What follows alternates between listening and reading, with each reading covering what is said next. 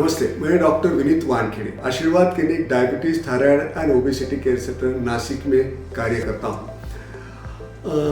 आज हम थायराइड की जो बीमारियां हैं उसके बारे में थोड़ी सी जानकारी लेंगे।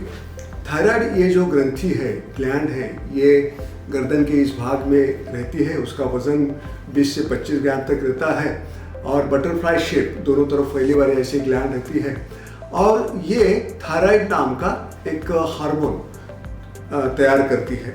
ये थायराइड हार्मोन हमको शरीर के हर जो पेशी है उसके कार्य के लिए लगता है।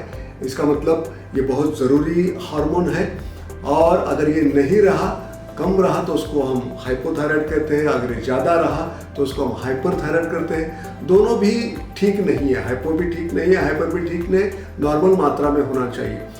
दो किस्म के थायराइड हार्मोन रहते हैं, T3 एंड T4। जो मेन हार्मोन है वो T3 जो उसको एक्टिव हार्मोन कहते हैं, T4 जो है उसका कन्वर्जन एक्टिव T3 में होता है और वो शरीर पे असर करता है।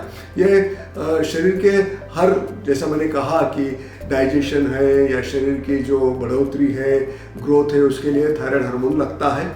और बचपन से लेकर बुढ़ापे तक हर एक को थायराइड की जरूरत गिरती है। इसका प्रमाण क्या है? भारत में देखा जाए तो करीब 4 करोड़ लोगों को थायराइड हार्मोन की बीमारियां हैं, थायराइड ग्रंथि की बीमारियां हैं। और स्त्रियों में ये प्रमाण बहुत ज़्यादा है।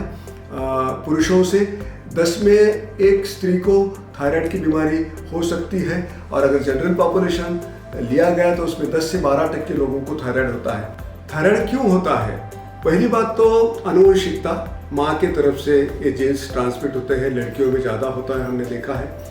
आयोडीन की कमी, आयोडीन की कमी आजकल तो पॉसिबल नहीं है क्योंकि हमारा जो नमक है वो आयोडाइज हो चुका है।